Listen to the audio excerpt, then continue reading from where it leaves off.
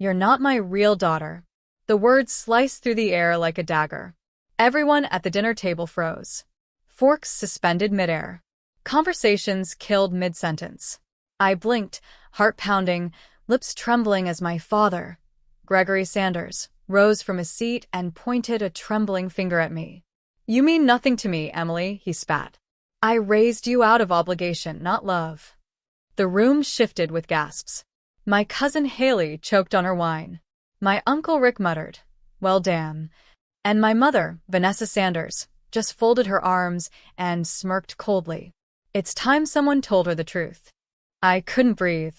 I had just returned from graduating summa cum laude, hoping to surprise them with the honors medal I'd tucked into my coat pocket. I stood there in silence, feeling my whole world shatter as my so-called family stared at me like a stranger. You're a lie, Gregory continued, slamming a piece of paper onto the table. This DNA test proves it. You're not even my child. Your mother cheated, and you, he sneered, you don't belong to this family.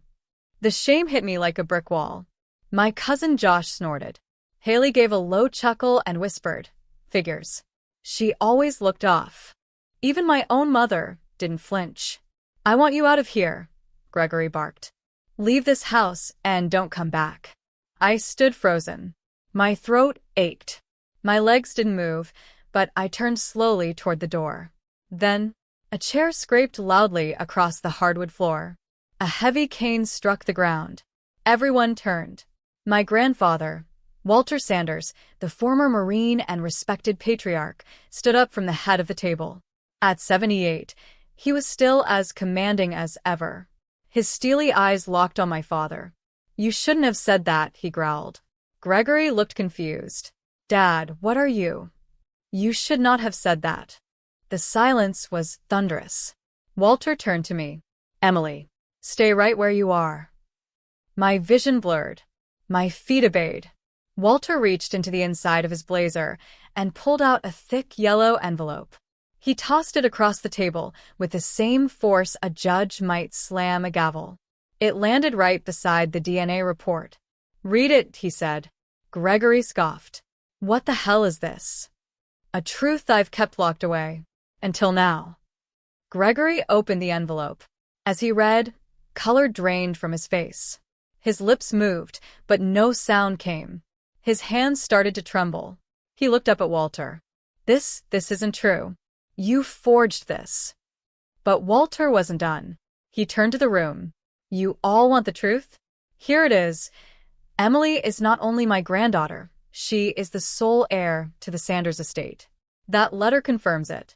And I made the change the day she was born. Gasps erupted. Vanessa's jaw dropped. Rick stood up, stunned. Josh muttered, Wait, what?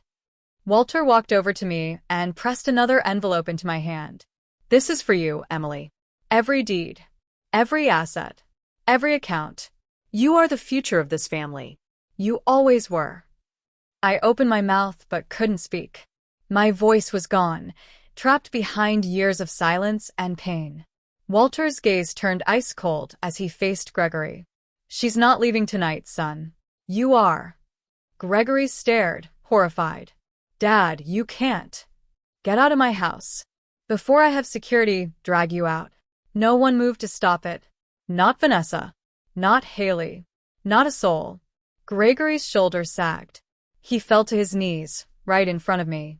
Emily, he whispered, voice cracking. Please. I didn't mean to, I didn't know, but I turned away. For the first time in my life, I wasn't the girl with no place at the table. I was the woman who now owned the table. And this was just the start. The air outside felt colder than it should have. Maybe it was shock, or maybe it was the way my body hadn't caught up with what had just happened. My father, Gregory Sanders, was still on his knees when I walked out of the room. But it wasn't weakness that made me walk away. It was clarity. I stepped out onto the porch, the moonlight spilling across the stone steps, and breathed in as if I was tasting freedom for the first time. Grandpa Walter followed behind me slowly, his cane tapping the wood like a slow drumbeat. You all right, kiddo? He asked gently, settling on the bench beside me. I nodded stiffly. I don't know what just happened. He smiled faintly. You finally saw what they were really like. He paused. And they finally saw what I've always known about you. I swallowed hard. Why did you wait so long to tell me? Walter sighed. Because I was waiting for the moment you stopped needing their love to define your worth. That landed deep. I looked down at the envelope in my hands, the one he gave me. Inside were documents with power I hadn't even begun to grasp. Properties. Stocks. The Sanders legacy. And it all belonged to me. Grandpa continued. Greg thought he could keep the DNA test secret. But what he didn't know is your biological father isn't just any man. I turned to him sharply. What? Walter nodded solemnly. His name was Michael Reeves. A soldier I served with. Brave, brilliant. Died before he ever got to meet you. Your mom, Vanessa, she hid the pregnancy at first. But I knew. And I swore to Michael on his deathbed that I'd take care of you. I couldn't believe it. He was a soldier? He was more than that. He saved my life in '86. And when I learned he had a daughter out there, well, let's just say my definition of family changed that day. A new kind of grief washed over me, one I'd never known I carried. Walter reached out and squeezed my hand. You didn't lose a father tonight. You found the truth. And that's more powerful than anything Greg could have offered. Just then, the front door creaked open behind us. My cousin Haley stepped out, her expression uncertain. She walked over cautiously, arms folded, her voice quieter than I'd ever heard it. Emily, I didn't know. I'm sorry for what I said earlier. I raised a brow. Which part?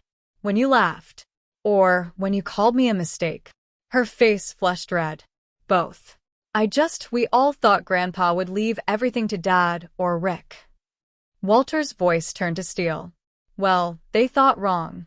None of them have ever earned it. Haley looked at me again. I know you don't owe me anything. But if there's ever a chance to. She stopped herself. I just wanted to say I was wrong. I didn't answer. Not yet. Because I needed to see something first. The next morning, I stood in the grand living room of the Sanders estate, my estate now. My parents were gone. They'd left during the night, too ashamed to face the rest of the family. The silence in the halls felt satisfying. I opened the safe behind the portrait of my great-grandfather, using the code Walter whispered to me last night. Inside were files, keys, and one handwritten letter, titled, To my granddaughter Emily. It was from Michael Reeves. I sat down to read. Asterisk, I may never get to meet you, Emily. But I want you to know that if there's one thing I regret in life, it's not getting to hold you even once. Your mother was scared. She made choices I won't blame her for. But Walter, he's a good man. He'll watch over you. And if life ever gets too loud, remember this. Blood makes you related. But loyalty? That makes you family. And you, my girl, are more than just a Sanders. You're Reeves. Don't ever let anyone make you feel small in a world you were born to lead. Asterisk. By the time I finished reading, I was crying quietly, my fists curled into my lap. That day, I made a decision. I wasn't just going to inherit the Sanders legacy. I was going to rebuild it in my name. The woman they laughed at last night would be the one they'd beg for mercy from tomorrow. And I'd do it not through vengeance, but through undeniable success. 3 days later, I walked into the downtown office building that had the Sanders name etched into the marble wall. But now it meant something else. The receptionist nearly choked on her coffee when she saw me. Miss Emily, she stammered. Do you have an appointment? I smiled calmly. No. I have a deed. Within 10 minutes, the boardroom was full. All the top executives, men who had worked under my grandfather and then grown arrogant under my father's control, were seated around the polished oak table. My father's chair was noticeably empty. I stepped to the front with Walter at my side. He stood, leaning on his cane, silent, but his presence was all the backup I needed. Let's make something clear, I said, my voice even but sharp. As of 72 hours ago, I became the sole legal owner of Sanders International Holdings. Every contract, every share, every property now reports to me. Murmurs. One exec, a smug guy named Troy Mallard, probably in his mid-40s, laughed under his breath. So we answer to a college grad with no corporate experience? I didn't flinch. I opened my folder and pulled out my degree, sealed with distinction. You mean this college grad? I flipped it closed and stared him down. You'll find I've spent years studying business, ethics, and innovation.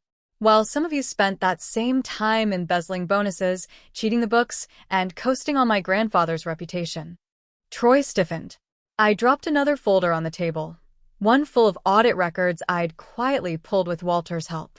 Consider this your first notice, I said coldly. I'm not here to play CEO. I am the CEO. I turned to leave.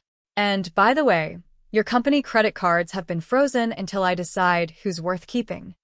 Gasps followed me out. Later that evening, I sat alone on the rooftop of the estate. The city lights sparkled, and for the first time in my life, I felt something unfamiliar, peace. Walter joined me again, 2 cups of cocoa in hand. You're making waves, he said. They underestimated me, I replied. And honestly, that's their mistake. Not mine. He chuckled. You sounded just like your father when he first started. Except you've got something he never had. What's that? Integrity. I looked out into the night. I'm not going to run this empire out of spite. I'm going to run it right. Walter raised his cup. Then here's to the future. We clinked mugs. But the past wasn't done with me yet. The next morning, I received a knock on the front gate. The guards called up and told me there was a man asking to see me. He looked distressed. It was Gregory. I met him in the driveway, arms crossed, heart steady. He looked nothing like the man who had stood proud in front of the family 3 nights ago. His suit was wrinkled, his face pale, his hands shaking slightly. I didn't know, he began, eyes avoiding mine. I swear, I didn't know what your mother did. I thought you were the proof of her betrayal. That's what I was to you? A living reminder of something you hated. His voice cracked. I was angry, hurt. I took it out on you, and I was wrong. He reached into his coat and pulled out a small box. Inside was a necklace, a simple silver chain with a sapphire pendant.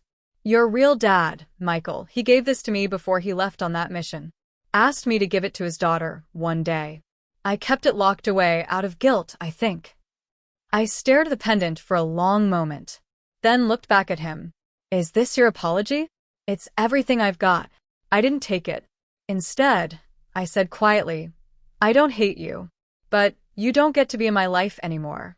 Not as a father. Not as anything. His shoulders dropped like someone had just hit him with the truth for the first time in years. I understand, he whispered. Then he turned and left. I picked up the necklace myself, wiped the dust off the velvet, and wore it proudly the rest of the day. Not because it was from Gregory, but because it was from Michael Reeves, my real father. The man whose legacy I was about to honor by becoming everything this family never believed I could be. By the end of the second week, the entire company had changed. The old board members had either resigned or been let go quietly. The toxic culture? Scrubbed out. I brought in fresh talent, people who had been ignored, underestimated, overlooked. Interns who had brilliant ideas but were never heard. Women who were passed over for promotions. Veterans with integrity but no connections. I gave them seats at the table. And I didn't just run the company. I transformed it. The Sanders name was no longer associated with scandal, nepotism, or greed. It became a symbol of renewal, of reinvention. Reporters began calling me the Phoenix Heiress. But not everyone was clapping. Vanessa, my mother, resurfaced one evening through a message left at the estate. She didn't even have the courage to face me directly. Emily, I hope you can find it in your heart to forgive me. I was young. I was scared. And I didn't want to destroy your father's world. I thought keeping the truth hidden was better for all of us. I was wrong. But please don't shut me out forever. I may have failed as a mother, but I do care. I read it in silence, then burned the letter in the fireplace. Not out of hate, out of peace. She didn't deserve a second chance. Not yet. But I wasn't the vengeful daughter. I was just done being their victim. 3 months after I took over, Sanders International unveiled a new philanthropic branch in Michael Reeves' name, focusing on scholarships for children of military families.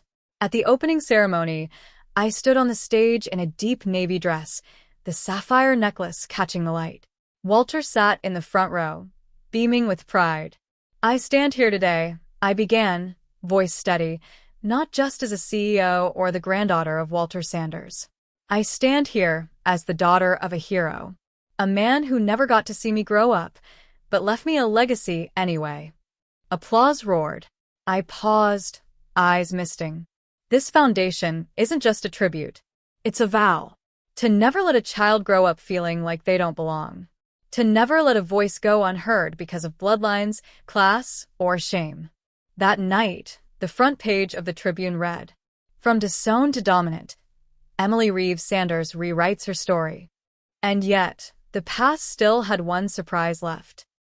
I was walking the company floor one morning, checking in with the new finance team, when I heard my name urgently called from the lobby. "Miss Sanders," the security guard said, "we have a man here. He says he knows you." He brought documents. My stomach turned. I headed down. There stood a man in his 50s, lean, composed, wearing a worn military jacket. His eyes looked haunted, but familiar. "I'm not here to cause trouble," he said quickly. I think I might be your uncle." I stared. "I don't have an uncle." He swallowed. "My name's Daniel Reeves. Michael was my older brother. We lost touch when he was deployed. I only found out about you after his belongings were returned to the family, and your name was in one of his letters." My throat tightened. Why now? I didn't want to show up asking for anything. I just wanted to know the niece my brother died protecting. He handed me a box. Inside were old photographs, army pins, a letter addressed to Daniel, in case I don't make it. I held the box with trembling hands. For the first time in my life, I saw Michael Reeves's handwriting, saw the man I came from, and it shattered something inside me, in the best way. "I'd like to get to know you," I said softly. "But not here. Come home. Have dinner with me and Grandpa." Daniel's eyes welled up. He just nodded. That night, for the first time in my life, I had family. Not the ones who laughed when I was thrown out. Not the ones who smirked when they called me a mistake. But the ones who showed up with truth, loyalty, and love. And that was worth more than any empire. 6 months later, the Sanders estate looked nothing like the place I had once been kicked out of. The cold portraits of past patriarchs were replaced with art created by young, underprivileged talents, donated and commissioned through our new community program. The halls echoed with energy, not entitlement. The ballroom where I had once been publicly disowned was now used for charity galas and fundraising dinners, not family politics. And tonight, it hosted something even more meaningful. The Michael Reeves Memorial Scholarship Gala. The rooms sparkled with lights and hope. Survivors, veterans, widows, and students filled the space. Walter stood beside me, dressed in formal blues, chest covered in medals.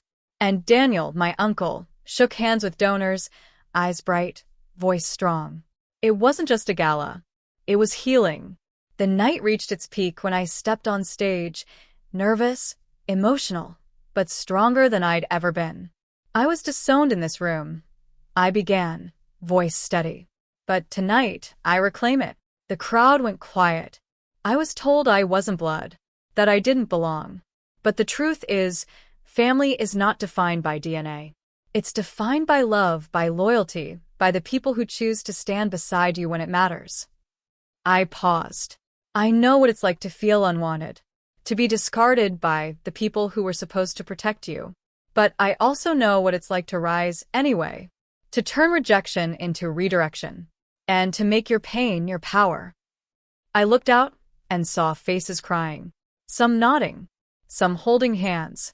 This scholarship exists because of a man who never got to hold his daughter, but who lives on through everything she builds. Applause broke like thunder.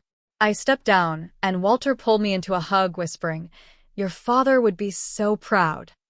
"Thank you," I said, voice trembling, "for never turning away from me." Then he added, smiling through misty eyes, and for scaring the hell out of every board member we ever had. We both laughed. Later that night, as the guests slowly left and the lights dimmed, I stood on the balcony alone, holding that same sapphire necklace, now warm from my skin. Behind me, I heard footsteps. I turned and froze. Gregory. He looked older, smaller, a man completely undone. "I'm not here to beg," he said softly. "I just wanted to see you one last time." I said nothing, just waited. "I'm sick," he admitted. "Terminal. And when I got the diagnosis, all I could think of was you." Silence hung heavy. "I don't deserve forgiveness. I know that. But I wanted you to hear it from me. I'm sorry.